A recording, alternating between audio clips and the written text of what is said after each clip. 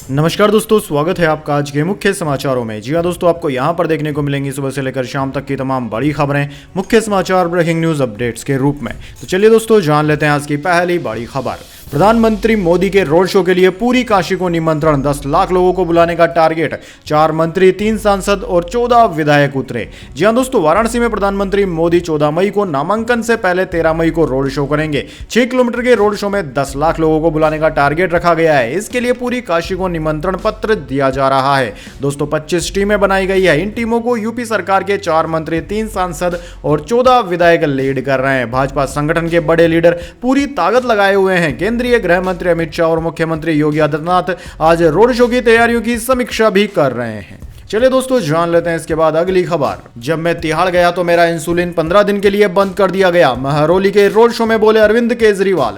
जी हां दोस्तों, दिल्ली के सीएम अरविंद केजरीवाल आज साउथ दिल्ली के महरौली में रोड शो कर रहे हैं। केजरीवाल दक्षिण दिल्ली से पार्टी उम्मीदवार सहीराम पहलवान के पक्ष में महरौली में रोड शो कर रहे थे। हालांकि पहले रोड शो का समय 4 बजे तय किया गया था। केजरीवाल का इस लोकसभा चुनाव में यह पहला रोड शो है। इसके अलावा सीएम केजरीवाल पूर्वी दिल्ली से आम आदमी पार्टी प्रत्याशी कुलदीप कुमार के समर्थन में भी कृष्णनगर में रोड शो कर रहे हैं। दोस्तों आपकी जानकारी के लिए बता दें, महरौली के रोड शो में केजरीवाल के साथ भगवंत मान समेत पार्टी के तमाम बड़े नेता भी शामिल हुए। केजरीवाल ने कहा कि मैं जेल से सीधा आप लोगों के बीच आया हूं, आपके बीच आकर अच्छा लग रहा है। मैंने दिल्ली वालों को बहुत मिस किया। उन्होंने कहा कि करोड़ों लोगों ने दुआएं भेजी। उन्हीं के आशीर्वाद का नतीजा है कि कल एक चमत्कार हुआ और आज मैं आप लोगों के बीच में हूं। चलिए दोस्तों, जान लेते हैं इसके बाद अगली खबर। बीजेपी 400 प्लस सीटें जीती तो लव जिहाद खत्म करेंगे। बेगूसराय में असम के सीएम हेमंत बिस्व शर्मा ने कहा मुसलमानों को पाकिस्तान में मिले आरक्षण। जी हां दोस्तों, बेगूसराय में असम के मुख्यमंत्री हेमंत बिस्व शर्मा ने कहा कि लालू यादव कहते हैं कि हमारी सरकार बनेगी तो मुसलमानों को आरक्षण दिया जाएगा, लेकिन मुसलमान को आरक्षण भारत में नहीं पाकिस्तान में मिलना चाहिए। असम सीएम बेगूसराय के बखरी विधानसभा क्षेत्र में बीजेपी प्रत्याशी गिरिराज सिंह के लिए जनसभा को संबोधित करने पहुंचे थे। सभा को संबोधित करते हुए उन्होंने आरजेडी कांग्रेस पर निशाना साधते हुए कहा कि इस बार 400 से अधिक सीटों के साथ भाजपा की सरकार बनी तो देश से लव जिहाद नाम की चीज को ही खत्म कर देंगे। चलिए दोस्तों, जान लेते हैं अगली खबर। बीजेपी नेता देवराजे गौड़ा हुआ गिरफ्तार, प्रज्वल रेवन्ना से जुड़ा वीडियो लीक करने का लगाया आरोप।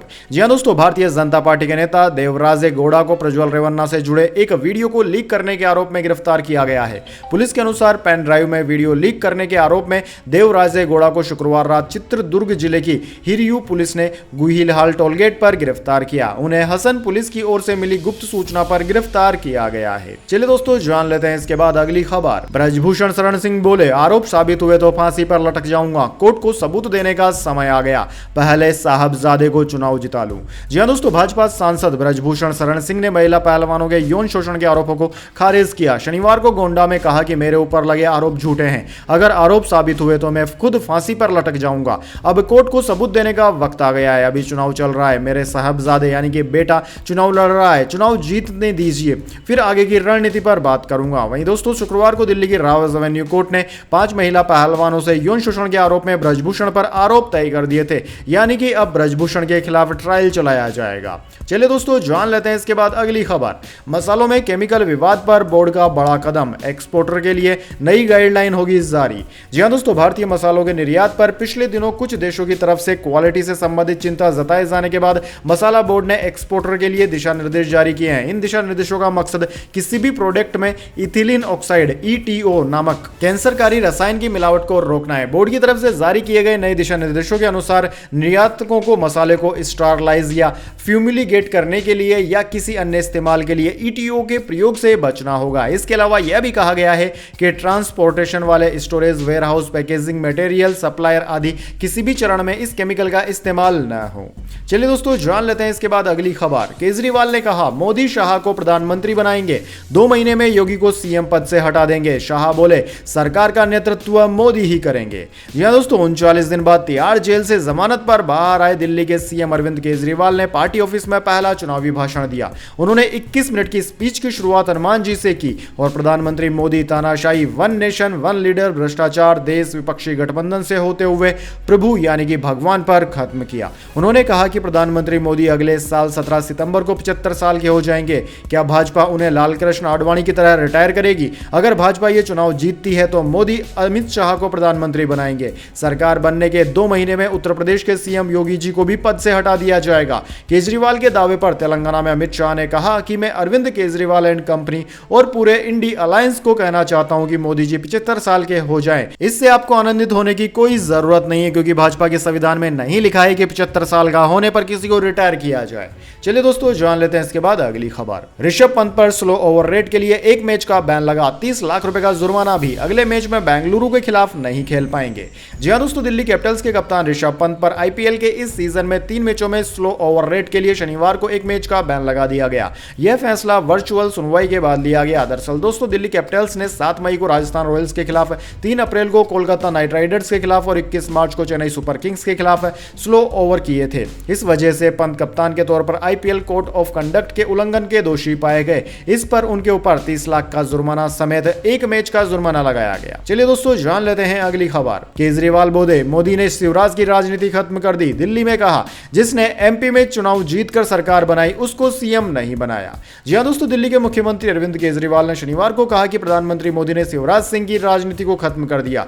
जिसने मध्य प्रदेश में सरकार बनाई थी उसको मुख्यमंत्री नहीं बनाया। तिहाड़ जेल से 39 दिन के बाद जमानत पर बाहर आए दिल्ली के सीएम अरविंद केजरीवाल ने पार्टी ऑफिस में भाषण दिया था। अरविंद केजरीवाल ने कहा कि इन्होंने बीजेपी का एक नेता नहीं छोड़ा, आडवाणी जी की राजनीति खत्म कर दी। मुरली मनोहर जोशी, सुमित्रा महाजन और शिवराज सिंह चौहान, जिसने मध्य प्रदेश का चुनाव जीत कर दिया, उसे मुख्यमंत्री नहीं बनाया। इन्होंने खट्टर साहब की राजनीति खत्म कर दी, डॉक्टर रमन सिंह की राजनीति खत्म कर दी। चलिए दोस्तों, जान लेते हैं अगली खबर। मोदी की चुनौती, ओडिशा के सीएम जिलों के नाम बताए। कहा, कांग्रेस 50 सीटों से नीचे सिमटेगी। प्रधानमंत्री ने पद्मश्री पूर्णमासी जानी के पैर भी छुए। जी हां दोस्तों, प्रधानमंत्री मोदी ने शनिवार को ओडिशा के खंडमाला, बेलांगीर और परगढ़ में चुनावी रैलियां की। उन्होंने ओडिशा के सीएम नवीन पटनायक को चुनौती देते हुए कहा कि नवीन बाबू लंबे समय से ओडिशा के मुख्यमंत्री हैं। मैं उन्हें चैलेंज करता हूं, मैं उन्हें चुनौती देता हूं कि ओडिशा के सभी जिलों का नाम बिना कुछ देखे बताए। दोस्तों, प्रधानमंत्री ने कंधमाल की रैली में कहा कि इस चुनाव में कांग्रेस 50 सीटों से नीचे सिमटने वाली है। चलिए दोस्तों, जान लेते हैं इसके बाद अगली खबर। लोकसभा चुनाव 2024, अमित शाह बोले, ममता बनर्जी अपने वोट बैंक के लिए सीए का विरोध कर रही है। वे बंगाल में बम धमाके करवाती है। जी हां दोस्तों, गृह मंत्री अमित शाह ने पश्चिम बंगाल की सीएम पर बड़ा आरोप लगाया है। दरअसल दोस्तों, अमित शाह ने पश्चिम बंगाल के रानाघाट में जनसभा की। उन्होंने कहा कि कांग्रेस, टीएमसी और कम्युनिस्ट पार्टी ने राम मंदिर निर्माण को रोकने का काम किया। मोदी जी को आपने दूसरी बार प्रधानमंत्री बनाया। उन्होंने 5 साल में ही केस भी जीता, भूमि पूजन भी किया और प्राण प्रतिष्ठा करके जय श्री राम कर दिया। अमित शाह ने कहा कि यहां बड़ी संख्या में मतुआ समाज के लोग शरणार्थी बने हुए हैं। एक ओर तो ममता सरकार घुसपैठियों को पनाह दे रही है और दूसरी ओर मतुआ समाज के लोगों को नागरिकता देने का विरोध कर रही है। सीएए के खिलाफ घुसपैठियों की जुलूस निकाली जा रही है और सीएए को वापस लेने की बात भी कर रही है। उन्होंने कहा, लेकिन मैं आज बंगाल की जनता से वादा करता हूं कि सीएए का हाथ लगाने की किसी में भी ताकत नहीं है। एक एक शरणार्थी को हम नागरिकता देंगे, यह मोदी जी का वादा है। ममता बनर्जी अपने वोट बैंक के लिए सीएए का विरोध कर रही है। ममता जी, आपने इतने सालों में बंगाल को बर्बाद कर दिया है। चलिए दोस्तों, जान लेते हैं इसके बाद अगली खबर। दिल्ली में धूल भरी आंधी, 2 लोगों की मौत, 23 घायल, 9 फ्लाइट्स डाइवर्ट। यूपी, राजस्थान समेत 13 राज्यों में बारिश और बिजली का अलर्ट।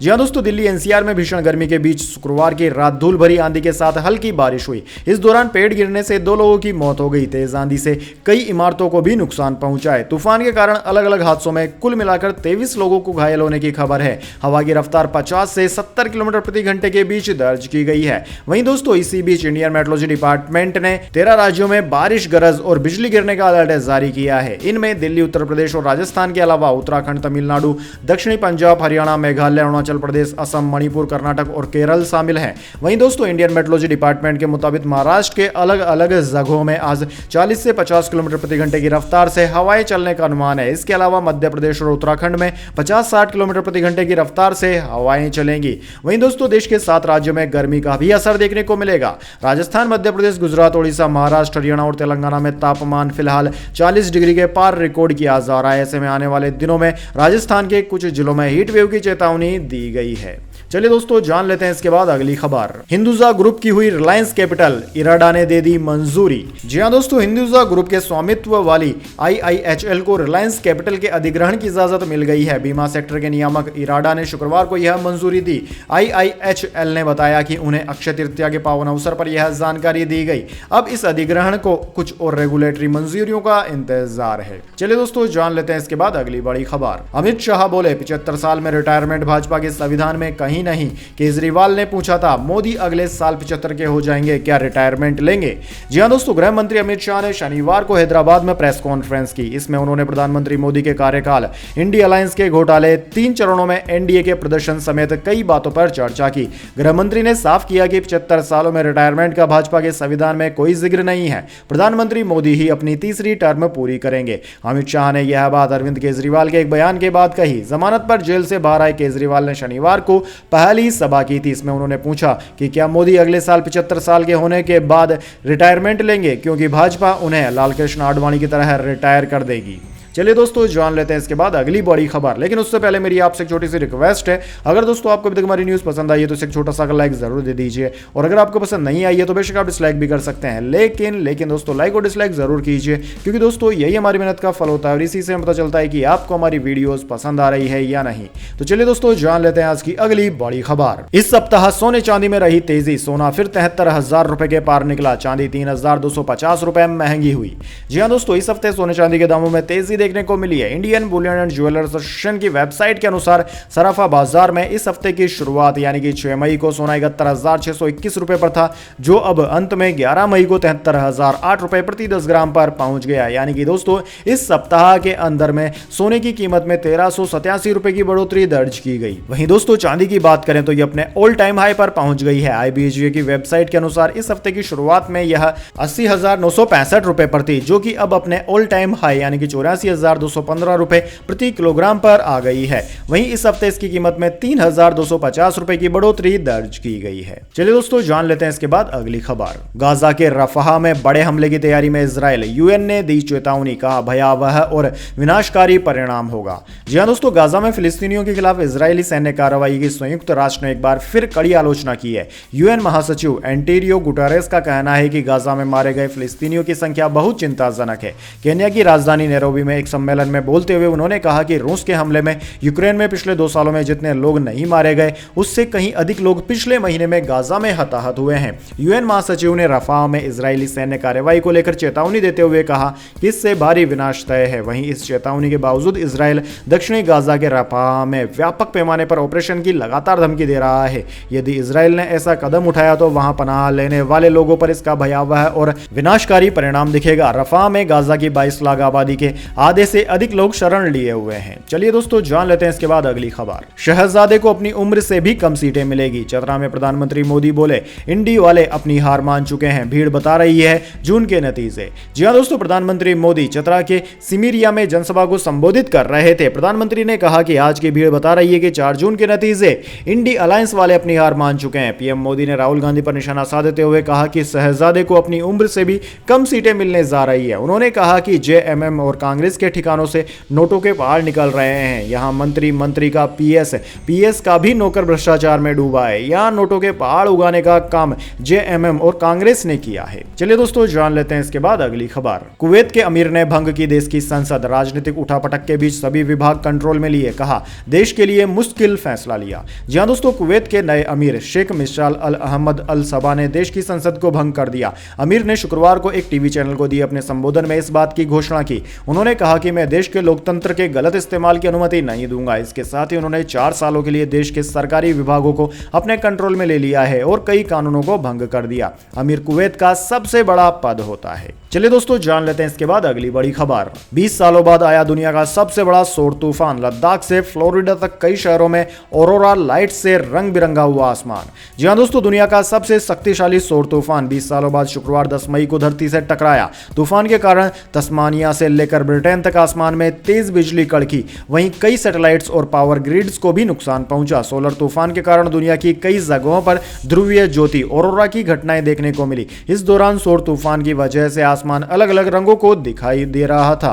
अमेरिकी वैज्ञानिक संस्था national oceanic and atmospheric administration के मुताबिक इस सौर तूफान का असर सप्ताह के अंत तक रहेगा। इसे मुख्य तौर पर दुनिया के उत्तरी और दक्षिणी हिस्सों में देखा जा सकेगा, लेकिन अगर यह तेज होता है तो इसे और भी कई जगहों पर देखा जा सकता है। दुनिया भर में सैटेलाइट ऑपरेटर्स, एयरलाइन और पावर ग्रिड को ऑपरेट करने पर अलर्ट घोषित किया गया है। चलिए दोस्तों जान लेते हैं इसके बाद अगली बड़ी खबर। आइसर मोटर्स का चौथी तिमाही में मुनाफा 18% बढ़कर 1070 करोड़। रॉयल एनफील्ड की सेल ने रिकॉर्ड हाई बनाया, 51 का लाभांश देगी कंपनी। जी हां दोस्तों, रॉयल एनफील्ड बनाने वाली कंपनी आइसर मोटर्स लिमिटेड का वित्त वर्ष 2024 की चौथी तिमाही में मुनाफा सालाना आधार पर 18.20% बढ़कर 1070 करोड़ रुपए रहा। कंपनी ने किसी भी तिमाही में यह अब तक का सबसे बड़ा रिकॉर्ड मुनाफा दर्ज किया है। एक साल पहले की समान तिमाही में कंपनी का कंसोलिडेटेड नेट प्रॉफिट यानी कि शुद्ध मुनाफा 906 करोड़ रुपए था। दोस्तों आइसर मोटर्स ने चौथी तिमाही और सालाना नतीजे जारी किए हैं। ऑटोमोबाइल कंपनी का वित्त वर्ष 2024 में कंसोलिडेटेड मुनाफा 37.30% बढ़कर 4001 करोड़ हो गया। वित्त वर्ष 2023 में मुनाफा 2914 करोड़ रुपए था।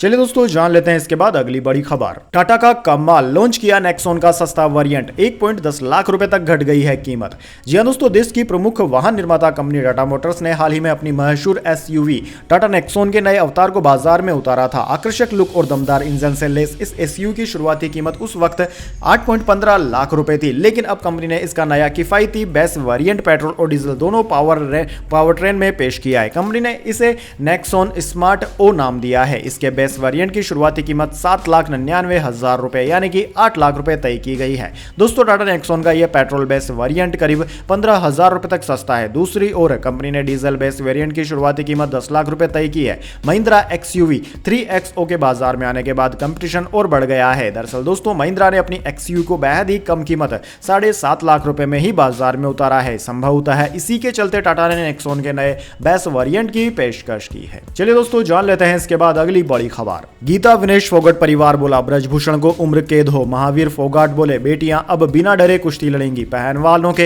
हौसले को सलाम।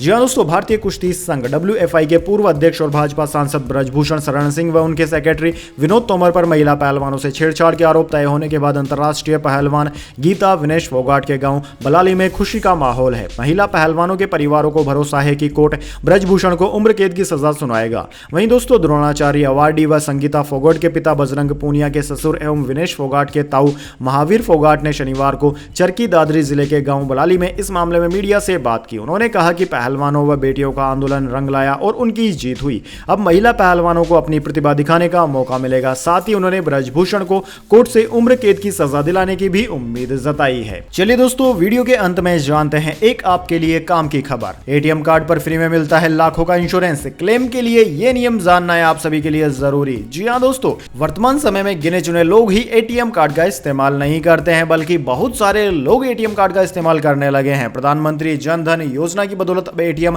हर किसी के रोजमर्रा के जीवन का हिस्सा बन चुका है। दोस्तों जेब में कैश रखने की बजाय लोग एटीएम कार्ड रखना पसंद करते हैं, लेकिन क्या आप जानते हैं बैंक से जैसे ही आपको एटीएम कार्ड जारी होता है वैसे ही कार्ड होल्डर्स को एक्सीडेंटल इंश्योरेंस और असमय मौत का इंश्योरेंस मिल जाता है। दरअसल दोस्तों देश में ज्यादातर लोग इस बात से अनजान है, उन्हें डेबिट एटीएम कार्ड पर भी जीवन बीमा कवर मिलता है। इसकी बात की उन्हें जानकारी भी नहीं है। दरअसल दोस्तों इंश्योरेंस की राशि आपके कार्ड पर निर्भर करती है। कुछ डेबिट कार्ड 3 करोड़ रुपए तक का फ्री एक्सीडेंटल इंश्योरेंस कवरेज देते हैं। यह इंश्योरेंस कवरेज फ्री में दिया जाता है और इसमें डेबिट कार्ड धारक से न तो कोई प्रीमियम लिया जाता है और न ही बैंकों द्वारा कोई एडिशनल डॉक्यूमेंट मांगा जाता है। दोस्तों डेबिट कार्ड पर फ्री एक्सीडेंटल इंश्योरेंस कवरेज के लिए कुछ नियम और शर्तें भी होती है। इनमें सबसे महत्वपूर्ण यह है कि कार्ड धारक को एक निश्चित अवधि के भीतर उस डेबिट कार्ड के जरिए कुछ ट्रांजैक्शंस करने होते हैं। यह अवधि अलग अलग कार्ड के लिए अलग अलग हो सकती है। कुछ एटीएम कार्ड पर इंश्योरेंस पॉलिसी एक्टिवेट करने के लिए कार्ड होल्डर्स को 30 दिन में कम से कम एक ट्रांजैक्शन करना होता है। कुछ कार्ड धारकों को इंश्योरेंस कवरेज एक्टिव रखने के लिए 90 दिनों के भीतर एक ट्रांजैक्शन करना होता है। तो ऐसे में अगर आपके किसी सगे संबंधी भी या फिर परिवार में या दोस्तों में किसी के यहां पर एक्सीडेंटल मौत हो जाती है या किसी के असामयिक मृत्यु हो जाती है तो आप उनको इस इंश्योरेंस के बारे में जानकारी दे सकते। वैसे दोस्तों कमेंट करके बताइए क्या इस बात की आपको जानकारी थी या नहीं। तो दोस्तों यह थी आज की तमाम बड़ी खबरें। इसके बाद दोस्तों बारी आती है आज के माइंड क्यूज क्वेश्चन की। जी हां दोस्तों, एक आसान से सवाल का जवाब देकर आप जीत सकते हैं एक सरप्राइज गिफ्ट हमारे YouTube चैनल की ओर से। तो दोस्तों आज का सवाल आपकी स्क्रीन पर आ चुका है, भारत के कौन से राज्य में सबसे ज्यादा बारिश होती है? जी हाँ दोस्तों, अगर आप जानते हो उस राज्य का नाम जहां पर कि भारत में सबसे ज्यादा वर्षा रिकॉर्ड की जाती है तो जल्दी से उस राज्य का नाम कमेंट बॉक्स में लिख दीजिएगा। दोस्तों आपका जवाब होता है एकदम सही और आप चुन जाते हैं लकी विजेता के रूप में, तो आपको मिल सकता है एक सरप्राइज गिफ्ट हमारे यूट्यूब चैनल की ओर से। तो दोस्तों जल्दी से अपना उत्तर कमेंट बॉक्स में लिख दीजिए, वीडियो को लाइक कर लीजिए और चैनल को सब्सक्राइब करके बेल आइकन भी दबा लीजिए। धन्यवाद। वंदे मातरम। जय हिंद, जय भारत।